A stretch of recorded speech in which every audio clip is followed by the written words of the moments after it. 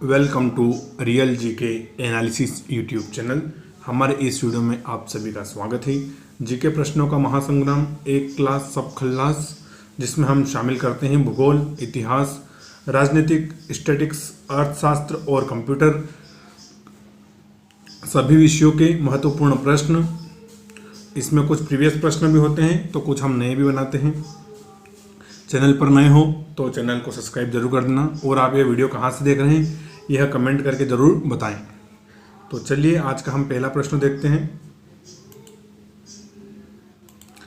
आज का हमारा पहला प्रश्न है हिस्ट्री से यानी इतिहास से। तो देखते हैं कि संगम काल में मुजरिस बंदरगाह किस तटीय क्षेत्र में स्थित था, यानी बंदरगाह का नाम है मुजरिस। तो संगम काल में मुजरिस बंदरगाह किस तटीय क्षेत्र में स्थित था? तो हमारे आज के ऑप्शन हो जाएंगे पूर्वी तट, पश्चिम तट, दक्षिण तट या दक्षिण पूर्वी तट। तो इसका सही जवाब हो जाएगा पश्चिम तट, यानी कि यह वेस्ट कोस्ट पर स्थित था। कहाँ पर? वेस्टर्न साइड में स्थित था। कौन सा? मुजरिस बंदरगाह। चलिए थोड़ा जानते हैं इसके बारे में। तो इस बंदरगाह पर रोमन साम्राज्य के व्यापारी आते थे। कौन? संगम काल में मुजरिस बंदरगाह पर रोमन साम्राज्य के व्यापारी आते थे। और चलिए संगम काल के थोड़े अन्य और हम वो देखते हैं बंदरगाह। तो उसमें एक हो जाएगा टोडी। कौन सा? टोडी। और एक हो जाएगा पुहार। एक तो टोडी हो जाएगा, एक पुहार। और जो दोनों बंदरगाह हैं ये पूर्वी तट पर स्थित है। किस पर? पूर्वी तट पर। और जो मुजरिस बंदरगाह आता था पश्चिम तट पर, यानी कि इनका पूर्वी तट से पश्चिम तट तक राज्य था। चलिए आगे बढ़ते हैं। प्रश्न है हमारा कि मानव विकास सूचकांक रिपोर्ट कौन जारी करता है? तो ऑप्शन देखते हैं। विश्व व्यापार संगठन WTO, अंतर्राष्ट्रीय श्रम संगठन ILO, विश्व बैंक यानी वर्ल्ड बैंक, या संयुक्त राष्ट्र विकास कार्यक्रम। क्या? संयुक्त राष्ट्र विकास कार्यक्रम। तो इसका सही जवाब हो जाएगा ऑप्शन 4, बिल्कुल करेक्ट है। संयुक्त राष्ट्र विकास कार्यक्रम ही मानव विकास सूचकांक रिपोर्ट तैयार करता है।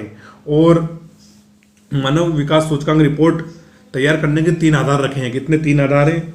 तो जिसमें हो जाएगा पहला हमारा जीवन प्रत्याशा, यानी कि एक देश में वहाँ का नागरिक औसत कितने वर्ष जीता है। दूसरा हो जाएगा वहाँ की शिक्षा, यानी कि औसत शिक्षा क्या है। और तीसरा हो जाता है प्रति व्यक्ति आय, यानी कि प्रति व्यक्ति की इनकम कितनी है। तो इन तीनों आधार को तय करके ही मानव विकास सूचकांक रिपोर्ट बनाई जाती है। एक बार आपको बता दूं मैं, तो पहला हो जाएगा जीवन प्रत्याशा, दूसरा हो जाएगा शिक्षा, और तीसरा हो जाएगा प्रति व्यक्ति आय। नेक्स्ट स्लाइड पर बढ़ते हैं। जब बर्फ गलती है तो इसका, ये हमारा प्रश्न है कि जब बर्फ गलती है तो इसका आयतन घटता है, आयतन बढ़ता है। आयतन तथा द्रव्यमान दोनों घटते हैं। आयतन घटता है जबकि द्रव्यमान बढ़ता है। तो इसका करेक्ट आंसर हो जाएगा आयतन घटता है। क्या हो जाएगा? आयतन करेक्ट हो जाएगा, यानी कि ऑप्शन से ए बिल्कुल करेक्ट है। ऑप्शन ए, जब बर्फ गलती है तो इसका आयतन घट जाता है। चलिए थोड़ा देखते हैं। तो ठोस की अपेक्षा द्रव के अणुओं के बीच अंतराण्विक आकर्षण बल कम होता है। क्या है? कि ठोस की अपेक्षा द्रव के अणुओं के बीच अंतराण्विक आकर्षण बल कम होता है, तथा इसके अणुओं के बीच रिक्त स्थान ठोस की अपेक्षा अधिक होता है। तो यही कारण है कि जब बर्फ गलती है तो इसका आयतन घटता है। क्या होता है? आयतन घटता है। चलिए अगला प्रश्न देखते हैं। भारत में खनिज की दृष्टि से सर्वाधिक महत्वपूर्ण क्षेत्र कौन सा है, यानी कि भारत का कौन सा भूभाग है जहां पर सर्वाधिक खनिज मिलता है? तो ऑप्शन देखते हैं। भारत का उत्तर पश्चिम क्षेत्र, दक्षिण क्षेत्र, दक्षिण पश्चिमी क्षेत्र, या उत्तर पूर्वी क्षेत्र। तो इसका करेक्ट आंसर हो जाएगा हमारा ऑप्शन 4, उत्तर पूर्वी क्षेत्र। यानी कि भारत में खनिज की दृष्टि से उत्तर पूर्वी क्षेत्र सर्वाधिक महत्वपूर्ण है। कौन सा? उत्तर पूर्वी क्षेत्र। चलिए देखते हैं। तो इस क्षेत्र में आता है छोटा नागपुर का पठार। तो आपको पता ही है कि छोटा नागपुर का पठार खनिज की दृष्टि से अत्यंत समृद्ध है। तो उत्तर पूर्वी क्षेत्र में छोटा नागपुर का पठार स्थित है। और इसमें भारत के अनेक राज्य जैसे कि झारखंड, पश्चिम बंगाल, उड़ीसा, बिहार तथा छत्तीसगढ़ आदि राज्य इसमें शामिल हैं। और यहाँ पर कोयला, लौह अयस्क, क्रोमाइट, मैग्नीज, बॉक्साइट आदि सर्वाधिक मिलते हैं। तो भारत का खनिज की दृष्टि से सर्वाधिक महत्वपूर्ण क्षेत्र है हमारा उत्तर पूर्वी क्षेत्र। चलिए अगली स्लाइड पर बढ़ते हैं। तो इस प्रश्न का जवाब आपको खुद देना है, मैं इसका जवाब नहीं दूंगा। एक पहाड़ी में हमेशा होती है, तो ऊंचाई, पगडंडी, पेड़ या पानी। इसका जवाब आपको कमेंट करके देना है। इसका जवाब उत्तर में नहीं दे रहा हूँ, है ना। एक बार पढ़ के सुना देता हूँ। एक पहाड़ी में हमेशा होती है, ऊंचाई, पगडंडी, पेड़ या पानी। चलिए आगे बढ़ते हैं। प्रश्न है हमारा कि जब किसी संसद सदस्य को यह लगे, यानी कि जब किसी मेंबर पार्लियामेंट को यह लगे कि किसी मंत्री ने मामले के तथ्यों को छिपाकर सदन का विशेष अधिकार भंग किया है तो उसके द्वारा उठाया गया प्रस्ताव क्या कहलाता है। प्रश्न आप समझ गए होंगे। तो ऑप्शन देखते हैं, अविश्वास प्रस्ताव, निंदा प्रस्ताव, विशेषाधिकार प्रस्ताव या कटौती प्रस्ताव। तो इसका सही जवाब हो जाएगा ऑप्शन थर्ड, विशेष अधिकार प्रस्ताव। क्या बोलते हैं इसको, विशेष अधिकार प्रस्ताव। मान लो कि किसी मेंबर ऑफ पार्लियामेंट ने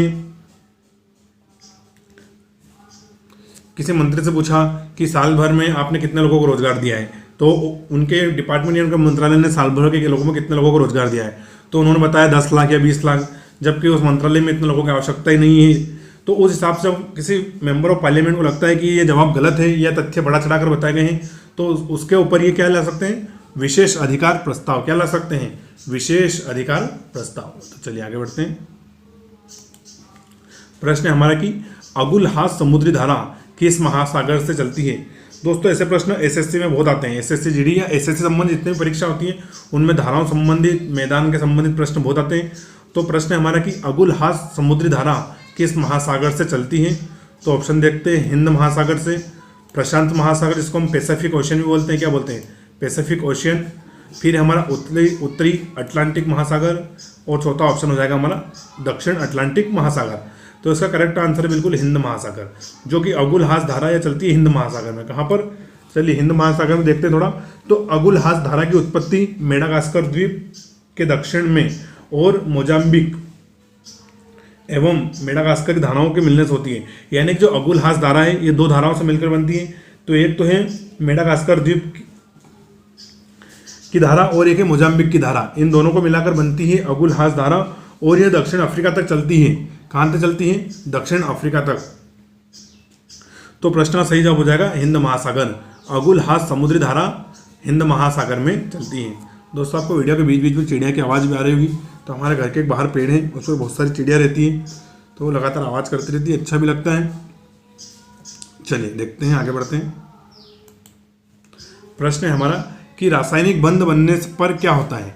प्रश्न है कि रासायनिक बंध, जब बॉन्ड बनता है रासायनिक बॉन्ड, तो क्या होता है। तो ऑप्शन देखते हैं, ऊर्जा सदैव बाहर आती है, ऊर्जा सदैव अवशोषित हो जाती है, ऊर्जा में कोई परिवर्तन नहीं होता, या इनमें से कोई नहीं। तो रासायनिक बंध बनने पर ऊर्जा सदैव बाहर आती है। तो यानी ऑप्शन ए बिल्कुल हमारा करेक्ट हो जाएगा। रासायनिक बंध बनने पर ऊर्जा सदैव बाहर आती है। क्या आती है, सदैव बाहर आती है। तो ऑप्शन ए बिल्कुल करेक्ट है हमारा। चलिए थोड़ा देखते हैं। तो बंध के निर्माण स्वरूप दो परमाणु स्थायित्व प्राप्त करते हैं, यानी कि वो पहले अलग अलग होते हैं, बंध बनने से वो स्थायित्व प्राप्त कर लेते हैं, और स्थायित्व प्राप्त करने से सदैव ऊर्जा विमुक्त होती है। क्या होती है, जब भी कोई बंध सदैव अपना स्थायित्व प्राप्त करता है तो ऊर्जा बाहर निकलती है। तो प्रश्न का सही जवाब हो जाएगा ऊर्जा सदैव बाहर आती है बंध बनने पर। कौन सा बंध, रासायनिक बंध। चलिए आगे बढ़ते हैं। विश्व उपभोक्ता अधिकार दिवस किस तिथि को माना जाता है। तो डिवाइस प्रश्न भी आते हैं कि कौन सा दिवस किस दिन को मनाया जाता है, ऐसे प्रश्न बहुत पूछे जाते हैं। तो प्रश्न है कि विश्व उपभोक्ता अधिकार दिवस किस तिथि को माना जाता है। तो ऑप्शन देखते हैं, 4 मार्च को, 15 मार्च को, 7 अप्रैल को या 11 मई को। तो करेक्ट आंसर हो जाएगा 15 मार्च। 15 मार्च को प्रतिवर्ष मनाया जाता है विश्व उपभोक्ता अधिकार दिवस। अच्छा, बता सकते हैं कि राष्ट्रीय उपभोक्ता अधिकार दिवस कब मनाया जाता है। तो मनाया जाता है 24 सितंबर के दिन। कब, 24 सितंबर के दिन होता है राष्ट्रीय उपभोक्ता दिवस, और 15 मार्च होता है विश्व उपभोक्ता दिवस। चलिए आगे बढ़ते हैं। प्रश्न है हमारा कि भारतीय संविधान के किस मौलिक अधिकार के अंतर्गत दुकानों, स्नान घाट, होटल आदि स्थानों पर समान प्रवेश के अधिकार शामिल है। यानी कि संविधान संबंधित प्रश्न है राजनीति का, कि भारतीय संविधान के किस मौलिक अधिकार के अंतर्गत दुकानों, स्नान घाट, होटल आदि स्थानों पर समान प्रवेश के अधिकार हैं। तो पहला ऑप्शन है हमारा स्वतंत्रता का अधिकार एवं व्यक्तिगत स्वतंत्रता, दूसरा ऑप्शन है हमारा धार्मिक स्वतंत्रता का अधिकार, तीसरा है हमारा स्वतंत्रता समानता का अधिकार। क्या है, समानता का अधिकार, और चौथा है सांस्कृतिक और शैक्षणिक अधिकार। तो करेक्ट आंसर हो जाएगा समानता का अधिकार। ये हमारा समानता का अधिकार है कि भारत का प्रत्येक नागरिक किसी भी दुकान, स्नान घाट, होटल या और भी जो सार्वजनिक जगह हैं, पब्लिक प्लेसेस है, वहाँ पर आसानी से जा सकता है। और समानता का अधिकार दिया गया है अनुच्छेद 15 में। किसमें, अनुच्छेद 15 में। तो ये भी आपको याद रखना है, इंपॉर्टेंट है। चलिए आगे बढ़ते हैं। जल में घुलनशील विटामिन है। प्रश्न है कि कौन सा विटामिन जल में घुल जाते हैं। तो ऑप्शन देखते हैं, vitamin A, vitamin B, vitamin C या ऑप्शन 2 और 3 दोनों, यानी कि ऑप्शन 2 और 3 दोनों। तो इसका करेक्ट आंसर हो जाएगा ऑप्शन 4, यानी कि विटामिन बी और विटामिन सी दोनों जल में घुलनशील है। कौन कौन? विटामिन एक तो बी और सी दोनों जल में घुलनशील है। अच्छा, आपको पता होगा विटामिन कितने हैं? तो ए बी सी डी,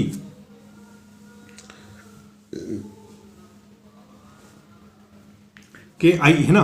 तो चलिए देखते हैं, जल में घुलनशील विटामिन हो जाएंगे बी और सी, और जो बाकी के विटामिन बचे हुए हैं वो है वसा में घुलनशील। काय में?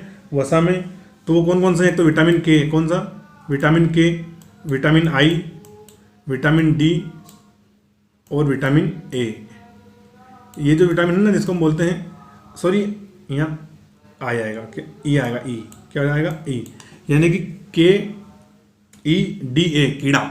ये जितने भी विटामिन हैं ये हैं वसा में घुलनशील, और जल में घुलनशील है बी और सी। चलिए आगे बढ़ते हैं। भारत के किस राज्य के पास सबसे लंबी समुद्री तट है? ये सबसे लंबी समुद्री सीमा है। तो ऑप्शन देखते हैं, केरल, गुजरात, आंध्र प्रदेश या तमिलनाडु। तो करेक्ट आंसर हो जाएगा गुजरात।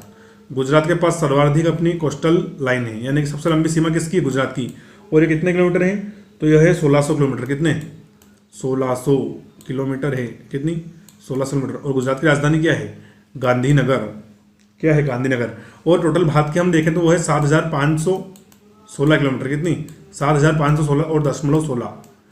पूरी अगर एक्यूरेट बात करें तो 7516 किलोमीटर, और गुजरात के अकेले की है इसमें 1600 किलोमीटर। चलिए आगे बढ़ते हैं। थोड़ा राजधानी देख लेते हैं। तो केरल की राजधानी हो जाएगी तिरुवनंतपुरम, गुजरात की हो जाएगी गांधीनगर, आंध्र प्रदेश की हो जाएगी अमरावती, और अपने तमिलनाडु की हो जाएगी चेन्नई। क्या हो जाएगी? चेन्नई। चलिए आगे बढ़ते हैं। गुजरात के खेड़ा सत्याग्रह का नेतृत्व किसने किया था? प्रश्न है कि गुजरात के खेड़ा सत्याग्रह का नेतृत्व किसने किया था?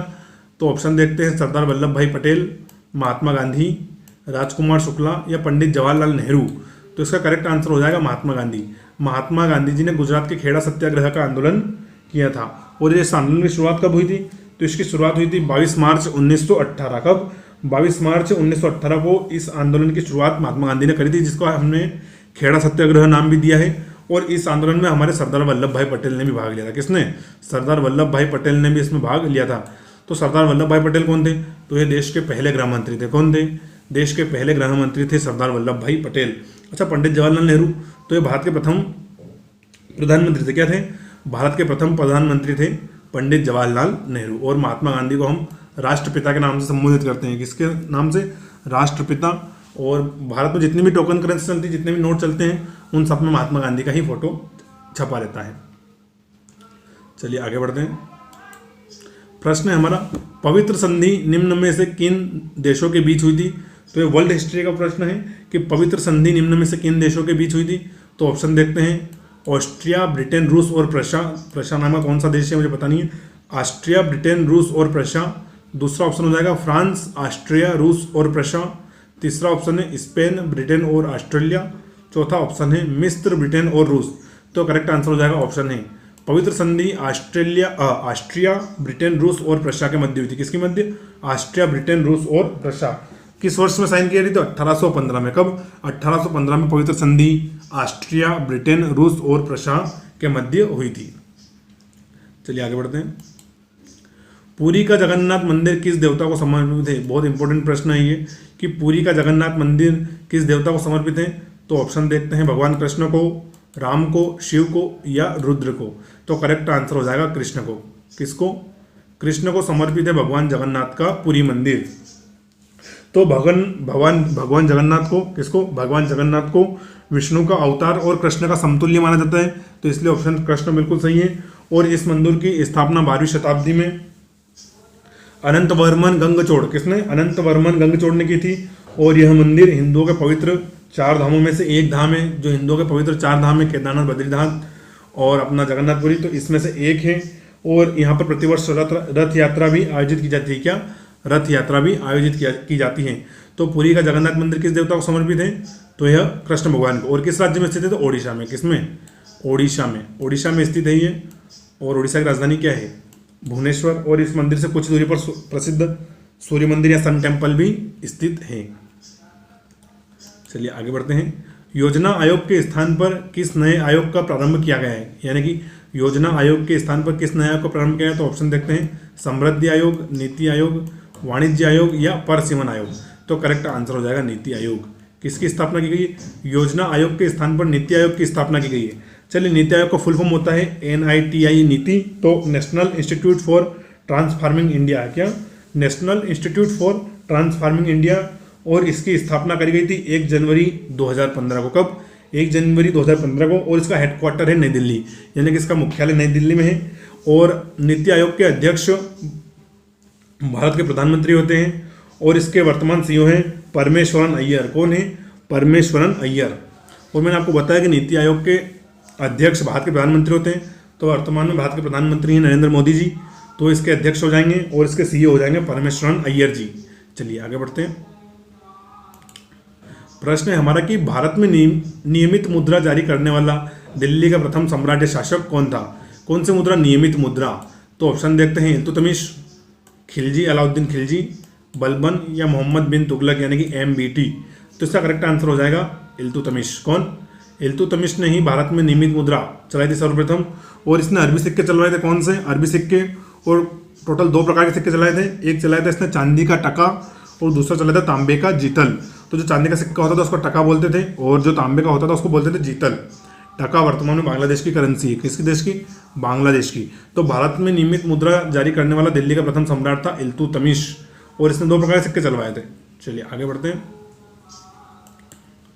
निम्न में से कौन ग्रीन हाउस गैस नहीं है? तो देखते हैं हम, methane CH4, nitrous oxide, hydrogen या जल वाष्प। तो करेक्ट आंसर हो जाएगा हाइड्रोजन। हाइड्रोजन एक ग्रीन हाउस गैस नहीं है क्या? नहीं है। चलिए देखते हैं। तो ग्रीन हाउस गैस ओजोन छिद्र और जलवायु परिवर्तन के लिए जिम्मेदार होती है। किसके लिए? ओजोन परत में छिद्र के लिए और जलवायु क्लाइमेट चेंज के लिए जिम्मेदार होती है। और ये गैस कौन कौन से देखते हैं हम? एक हो जाती है हमारी CO2 यानी कि कार्बन डाइऑक्साइड, फिर हो जाएगी मीथेन CH4, फिर हमारी हो जाएगी नाइट्रस ऑक्साइड NO2, और इसके अलावा O3 ओजोन और CFC क्लोरोफ्लोरोकार्बन, साथ ही सल्फर डाइऑक्साइड। क्या? सल्फर डाइऑक्साइड और जल वाष्प। तो ये सभी क्या है? ये सभी ग्रीन हाउस गैस है। एक बार बता दूं आपको मैं, carbon dioxide, methane, nitrous oxide, chlorofluorocarbon, sulphur dioxide और जल वाष्प, यह सभी ग्रीन हाउस गैसेस हैं और ये जलवायु परिवर्तन के लिए जिम्मेदार है। चलिए आगे बढ़ते हैं। निम्न में से कौन कंप्यूटर की इनपुट डिवाइस है? प्रश्न है कि कौन कंप्यूटर की इनपुट डिवाइस है? तो ऑप्शन देखते हैं, कीबोर्ड, माउस, लाइट पेन, यह सभी। तो करेक्ट आंसर हो जाएगा यह सभी। तो कीबोर्ड, माउस, लाइट पेन सभी का इनपुट डिवाइस है। जैसे कि मैं माउस चला रहा हूँ तो इसको चला बाहर रहा हूँ, लेकिन जो भी इस चिन्ह बन रहे हैं, जो भी लिख रहे हैं, वो कंप्यूटर के अंदर लिखा रहे हैं। तो ये क्या हो जाएगा? इनपुट डिवाइस है। क्या है ये? जैसे मैंने बनाया, तो ये एक इनपुट डिवाइस है। तो प्रश्न है कि निम्न में से कौन कंप्यूटर की इनपुट डिवाइस है? तो करेक्ट आंसर हो जाएगा कीबोर्ड, माउस, लाइट पेन, यह सभी। चलिए आगे बढ़ते हैं। गोल्ड कोस्ट किस देश का पुराना नाम है? पुराना नाम है। गोल्ड कोस्ट किस देश का पुराना नाम है? तो ऑप्शन देखते हैं, इथोपिया का, घाना का, श्रीलंका का या ताइवान का। तो करेक्ट आंसर हो जाएगा घाना का। किसका? घाना का पुराना नाम था गोल्ड कोस्ट। अच्छा, घाना की राजधानी क्या है? तो हो जाएगी अक्रा। क्या हो जाएगी? अक्रा, जो कि अफ्रीका, घाना देश कहाँ स्थित है? तो ये स्थित है अफ्रीका महाद्वीप में। श्रीलंका को पहले हम सिलोन नाम जानते थे। कौन से नाम से? सिलोन। श्रीलंका का पहले नाम था सिलोन। क्या नाम था? सिलोन। इसी प्रकार जो चाइना की राजधानी बीजिंग, उसको पहले हम किपिंग के नाम जानते थे। किसको? किपिंग के नाम से। और श्रीलंका को सिलोन के नाम से।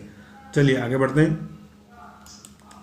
प्रश्न है हमारा कि भारत की सबसे बड़ी खारे पानी की झील कौन सी है? तो ऑप्शन है चिल्का झील, सांभर झील, वुलर झील या लोनार झील। तो करेक्ट आंसर हो जाएगा चिल्का झील। जो भी भारत की सबसे बड़ी खारे पानी की झील है वो है चिल्का झील। क्या है? चिल्का झील। और ये कहाँ पर स्थित है? तो ये स्थित है उड़ीसा में। कहाँ पर? उड़ीसा में। अन्य ऑप्शन देखें तो सांभर झील है राजस्थान में। किसमें? राजस्थान में है सांभर झील। वुलर झील है जम्मू कश्मीर में। किसमें? J&K में है वुलर झील। और लोनार झील है महाराष्ट्र में। कहाँ पर? महाराष्ट्र, MH है ना।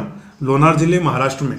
तो चिल्का झील हो जाएगी हमारी उड़ीसा, सांभर झील हो जाएगी राजस्थान, वुलर झील हो जाएगी जम्मू कश्मीर और लोनार झील हो जाएगी महाराष्ट्र। तो आज का वीडियो यहीं तक था। वीडियो आपको कैसा लगा कमेंट करके जरूर बताएं और अपने दोस्तों के साथ थोड़ा शेयर कर दें यार, क्योंकि व्यूज़ बहुत कम आ रहे हैं। तो थोड़ा व्यूज़ आएंगे तो हमें मोटिवेशन मिलता रहेगा। और आपकी जो भी कोई व्यक्तिगत राय हो तो आप हमें कमेंट करके ज़रूर बता सकते हैं। अगर आप हमारे व्हाट्सएप या टेलीग्राम ग्रुप से जुड़ना चाहते हैं तो उसका कमेंट उसका लिंक आपको डिस्क्रिप्शन बॉक्स में मिल जाएगा। तो चलिए वीडियो समाप्त करते हैं। वीडियो देखने के लिए